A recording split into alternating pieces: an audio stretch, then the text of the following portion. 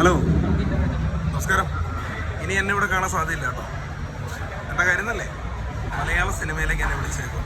അപ്പോൾ ഞാൻ പോവുകയാണ്. അപ്പോൾ ഇനി ഇവിടെ കാണാൻ സാധ്യതയില്ല. തമിഴിലേക്കാണ് പോകുന്നത്.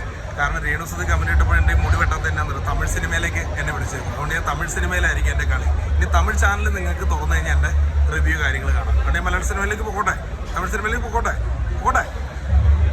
ആശംസ പറയാം സാറേ.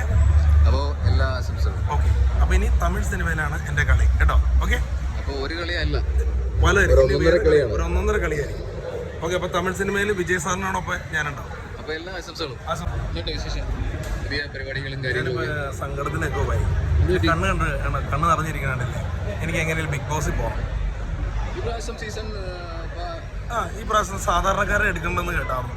എനിക്കൊരു ആഗ്രഹമുണ്ട്, ലാലേട്ടൻ കെട്ടിപ്പിടിക്കുന്ന ഒരു ഉമ്മോട്. അത്രമാത്രം ആഗ്രഹമുള്ളൂ, വലിയ ആഗ്രഹമൊന്നുമില്ല. ലാലേട്ടൻ കെട്ടിപ്പിടിക്കുന്ന ഒരു ഉമ്മോട്. കഴിഞ്ഞ പ്രാവശ്യം ശ്രമിച്ചപ്പോൾ അവിടെ ബോഡി ഗാർഡൊക്കെ എന്നെ പിടിച്ച് മാറ്റി.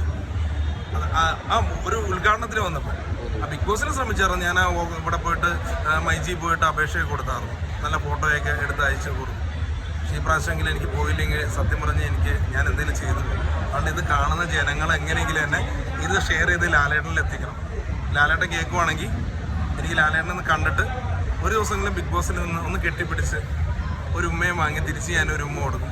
അട്ടങ്ങ് പോയത് എങ്ങനെയെങ്കിലും ഒരു ദിവസം എനിക്ക് അത്ര ആഗ്രഹമുള്ളൂ. അതിമോഹമില്ല, മനസ്സിലായില്ലേ?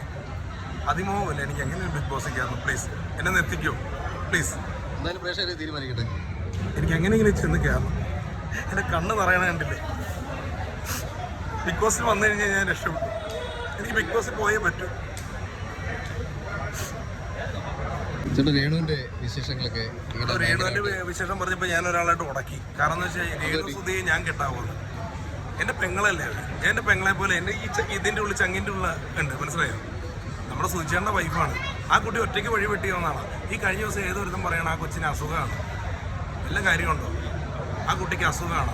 ഈ കമൻ്റ് ഇടുന്നവരുടെ വീട്ടിൽ അല്ലെങ്കിൽ ഈ ഇത് പറയുന്നവരുടെ വീട്ടിൽ അസുഖം വന്നാൽ എന്തായിരിക്കും സ്ഥിതി? ഞാൻ രേണുസുതിക്ക് ജീവിച്ചോട്ടെ, രേണുസുതി ജീവിക്കട്ടെ. ആ കൊച്ചിന് എന്തെങ്കിലും കാണിച്ച് ജീവിച്ചു പോട്ടെ. അതിനെന്തിനാണ് ഈ ഇത്ര ഇത് പറയണത്?